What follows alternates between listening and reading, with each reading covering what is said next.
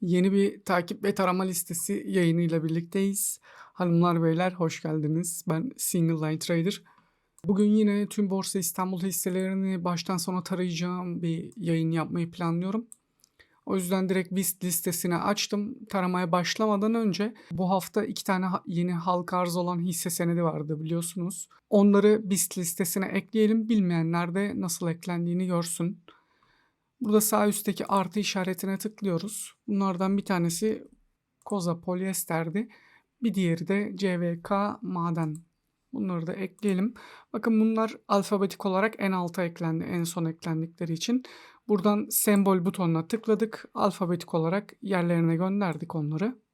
Şimdi tarama yapmaya başlayabiliriz. Buradan yine alfabetik olarak birlikte ilerletelim. Bu hafta az önce söylediğim gibi 2 tane yeni halka arz oldu. Önümüzdeki günlerde de 2 tane daha halka arz olacak hisse var gördüğüm kadarıyla. Halka arz seven arkadaşlar için bayağı güzel bir dönem oldu.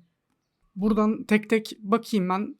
World to Watch listesine ya da farklı listelere ekleyecek bir hisse olduğu zaman tekrardan kaydı başlatırım. Gerçi daha kapatamadan burada ilk hisse karşımıza çıktı. Akbank. Şunu sarı olarak güncelleyelim. Evet, böyle çok daha iyi. Akbank'ı direkt World to Watch listesine aktaralım. Aksen'i de koyabiliriz. Şöyle küçük bir şekilde tanımlayabiliriz. Bunu da World to Watch listesine ekleyelim. Devam edelim. Burada Almat, Altınya Madencilik. Burada da koyabileceğimiz bir single line var. Bunu da yerine yerleştirelim. World to Watch listesine ekleyelim. Ve devam edelim. Burada karşıma çıkan bir diğer hisse Borusan Yatırım oldu. Bunu da şu şekilde tanımlayabiliriz diye düşünüyorum. World to Watch listesine aktardım bunu da. Bir diğer hisse Çuhadaroğlu Metal Sanayi. Çusan, Cusan artık kim nasıl okuyorsa. Hatta burada bir breakout olmuş. Şuraya stop noktasını tanımlayalım. Bunu da şimdilik World to Watch listesine aktaralım. World to Watch listesini en son tekrar kontrol ederken ilgili listelere geçiririz. Tümden gelerek taramalarımızı yapıyoruz zaten bildiğiniz üzere. Bu da Deva Holding'e şu şekilde koyabiliriz. Çizgi kırmızı kalmış, düzeltelim onu. Yani buradan tekrardan dönüp yukarı gidip gitmeyeceğini bilmiyorum ama en azından şu iki noktayı birleştirebildiğimiz tüm hisseleri World to Watch'a ekleyelim. Nasılsa bu alım yaptığımız bir liste değil bizim. Sadece single line'ı tanımlı koyabildiklerimizi ekliyoruz bu listeye. Burada Datagate bilgisayarı da ekledim. Bunu da tanımlı olarak single line koyabileceğimiz bir alan vardı. Devam edelim. Şurada çok zorlama olur. Bu tarz zorlama işler yapmaktan pek hoşlanmıyorum. Tamam, burada bir tane daha çıktı karşımıza. Hatta burada bir makara görünümü yapmaya bile başlamış. Bu biraz yakın izleme listesine alabileceğimiz bir hisse olabilir. Bakalım burada Dynamics'da da koyabileceğimiz bir yer var mıdır acaba? Evet, böylesi daha iyi. Şu şekilde koyabiliriz diye düşünüyorum. Bunu da World to Watch listesine ekleyip devam edelim. Burada bir tane daha çıktı karşımıza. Deniz Gayrimenkul. Şu şekilde koyabiliriz. Böyle çok hoş olmadı. Böyle biraz daha iyi. Üzerinde ihlal olmaması daha çok hoşuma gidiyor. Bundan her bölümde illa bir kere bahsediyorum. Devam edelim. Bunlar zaten izleme listemizde World to Watch'ta olan hisseler. Burada Enka İnşaat'ta şunu gördüm. şu an hali hazırda yapmış olduğumuz bir paper trading etkinliği, bir portföyümüz var ama orada 60-70 tane falan hissenin, belki 100 tane hissenin analizini yaptıktan sonra şu şekilde, bakın burada bir düşen çizgi koyduğum zaman açıyı tanımlıyor, açıyı gösteriyor. Burada gölgeleri de dikkate alarak maksimum %5 açıyla düşen hisseleri de belki inceleriz. Yeni bir stratejiye ihtiyacımız yok ama yine de datadır. Burada bir tane daha var. Şu şekilde mi? Evet, böyle biraz daha iyi olabilir. En sarı deriymiş. Bunun adı da World Watch listesine alalım. Devam edelim.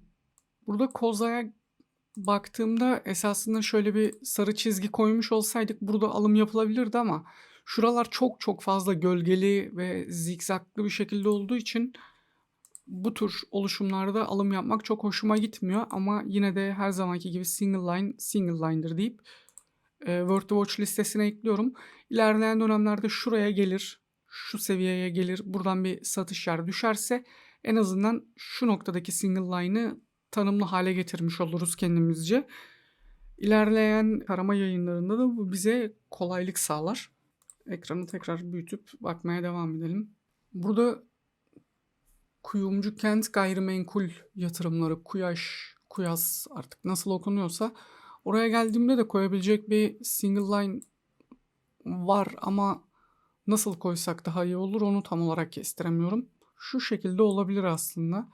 Yani burada da çizgi üzerinde bir kapanış gerçekleşmiş. Ben şuraya yeni bir çizgi daha ekliyorum. Bunun rengini kırmızı yapalım. Stop olarak tanımlayalım. Bird Watch listesine aktaracağım bunu.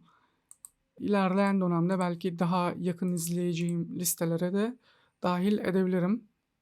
Yani şurada da bir tane single line koyabileceğimiz bir oluşum var. Bunu da World Watch listemize aktarabiliriz.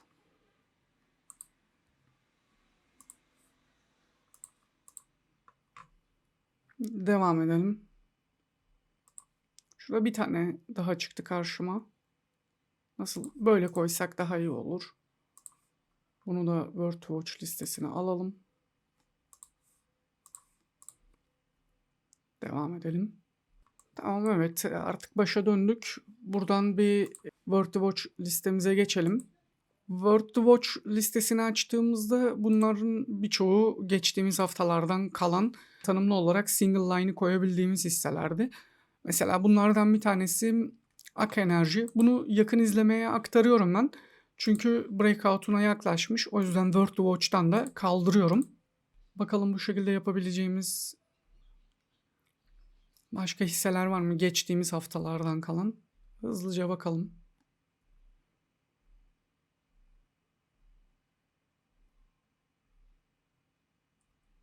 Evet, mesela garantide çizginin üzerinde bir kapanış gelmiş. Buraya zaten stop noktasını da tanımlamışız ama breakout'ta alım yapmamışız neticede. Şöyle de yapılabilir. Şöyle bir tane daha konulabilir. O izlenebilir. Ayrıca burada çizginin altına düşer, yeniden üstüne atarsa ya da çizgiden onay alıp yukarı atarsa bunu da garantiyi de paper trading portföyüne aktarabiliriz ilerleyen günlerde. Çok emin değilim. Bakacağız, hep birlikte göreceğiz. Bu da aslında yaklaşmış Koç Holding'de. Daha önce şurada bir hilal var ama breakout'a yakın. O yüzden Koç Holding'i de daha yakından izleyeceğim listeye aktarıp buradan World Watch'tan kaldırdım. Burada Migros çıktı karşıma. Migros'ta geçtiğimiz haftalarda şunu konuşmuştuk. Şu breakout'ta stop noktasını tanımlayıp birinci pozisyonu açtığımız zaman şurada ikinci single line'da da Migros 2 pozisyonunu açabilirdik. Yani pozisyon büyütme, pozisyon ekleme stratejisi olarak bunu kullanabilir miyiz acaba diye konuşmuştuk. Yani bunun alım koşulu gerçekleşmiş. Şu an yaptığımız farklı bir paper trading portföyü olmasaydı bu gayet de denenebilir bu strateji içerisinde. Şimdi Orge'de şöyle bir durum var. Sarı çizginin altına atmış. Tekrardan bir breakout yapmış. Burada stop noktalarını tanımladım ben. Bir tane higher low seviyesine, bir tane breakout mumunun ardına. Bunu o yüzden paper trading portföyüne aktarıyorum. World Watch listemde kaldırıyorum.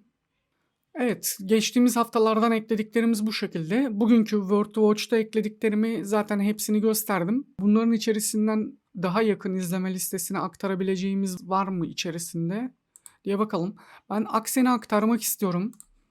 Çünkü burada bir higher low seviyesi tanımlamış olabilir. Sarı çizginin üzerinde stop noktamız gayet tanımlı ve net. O yüzden bize güzel bir alım fırsatı verebilir. Evet, bunu da direkt alım vaktine aktaralım. Word to Watch'tan kaldıralım. Çünkü artık bu breakout'u gerçekleşmiş. Stop noktası da gayet net ve tanımlı. Bu yaklaşmış. D-Gate, Datagate.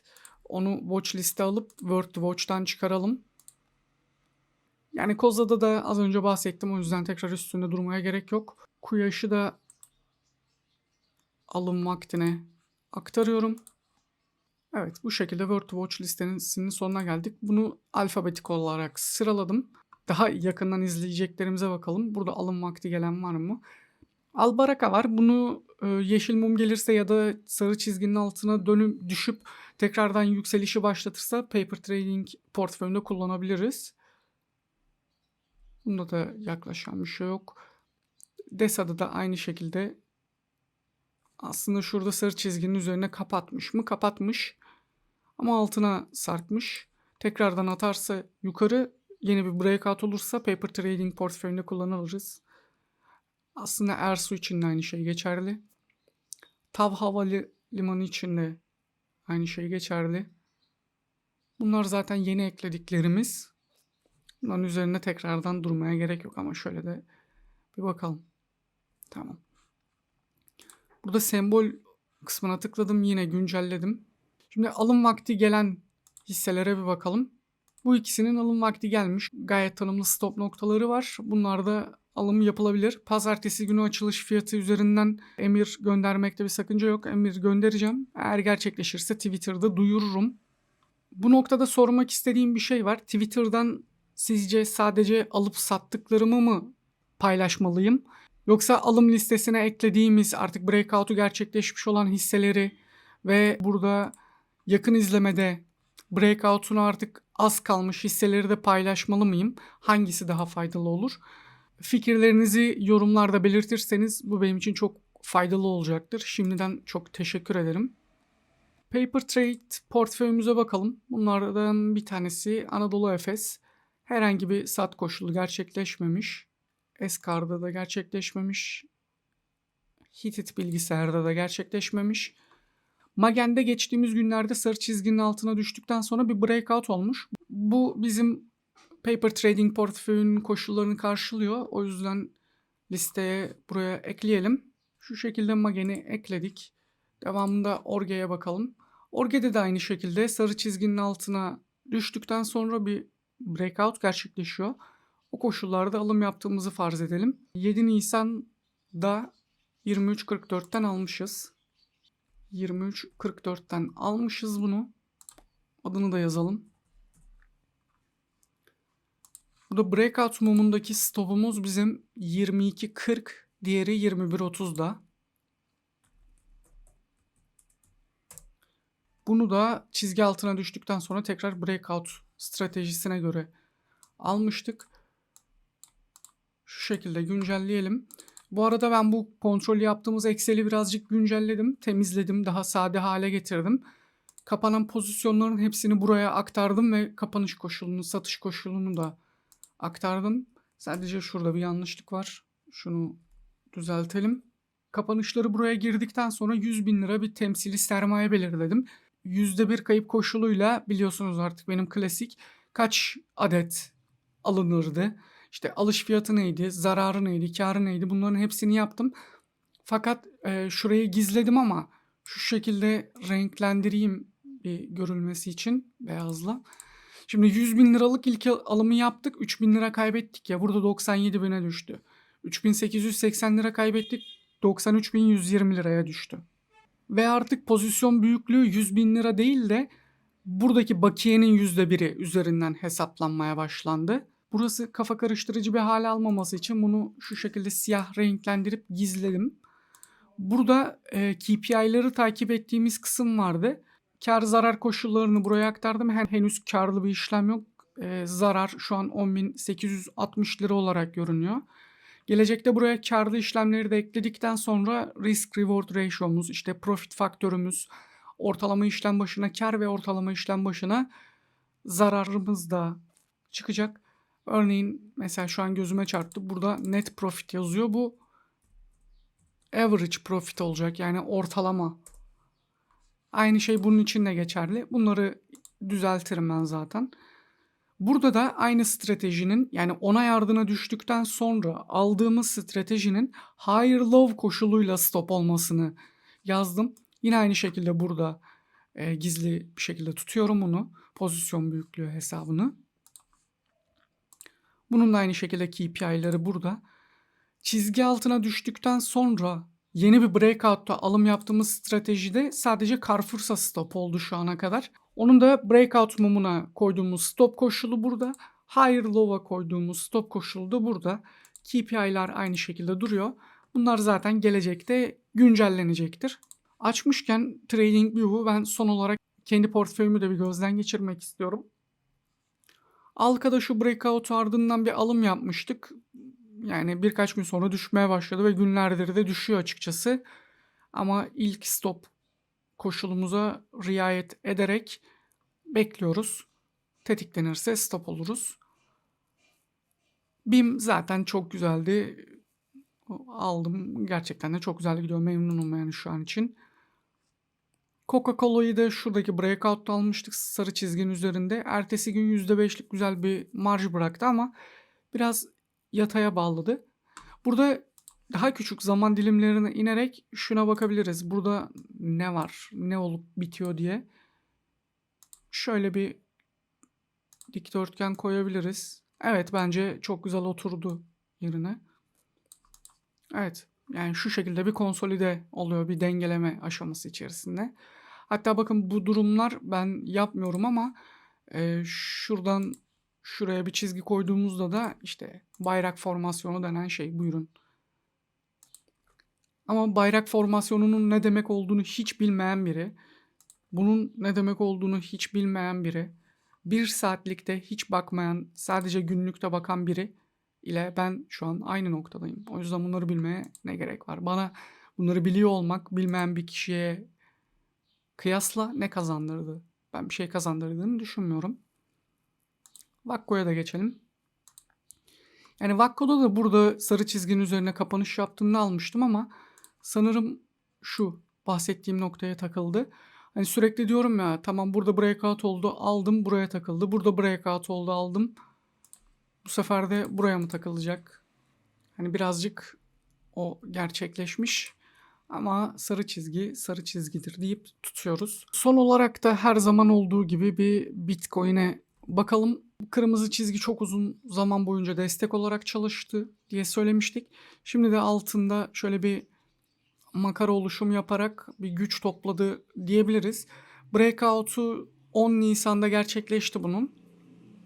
Artık buradan uçar gider mi, yoksa şuradaki şu minor direnç noktasına takılır mı hep birlikte göreceğiz. Ama kripto tarafında pozitifim. Üşenmeyi bırakıp benim de artık bir Binance vesaire bir aracı kurumdan hesap açıp işlem yapmaya başlamam gerekiyor diye düşünüyorum. Ya da nereden oluyor, çok detaylarına hakim değilim. Son olarak da hep birlikte bir ons altına bakalım. Yani ons altın şu büyük kanalın direncine çok yaklaşmış. Zaten bu kanal direncindeki fiyat üzerinden bir gram altına hedef fiyat konuşmuştuk. Buraya çok yaklaşmış. Henüz tetiklenmemiş ama en son cuma günü bir satış yemiş. Şuraya bir stop konularak trade edilebilir. Varsa elinizde, zaten direnç noktasına yaklaştı. Belki pozisyon küçültmek istenilebilir. Tamamen kişisel ve stratejiye yönelik bir bakış açısı. Bunu da buradan kaldıralım. Bu haftaki tarama ve takip listesi yayınımızın da sonuna geldik. Bu yayın formatı içerisinde neyi yaparsak izleyiciler açısından daha faydalı olur sorusuna vereceğiniz bir cevabınız varsa yorumlarda belirtin. Olabilecek en faydalı ve verimli şekilde birlikte yayınlarımızı sürdürmeye devam edelim. Desteğiniz için tekrardan hepinize çok teşekkür ederim. Herkese bol kazançlar. Gelecek hafta görüşmek üzere.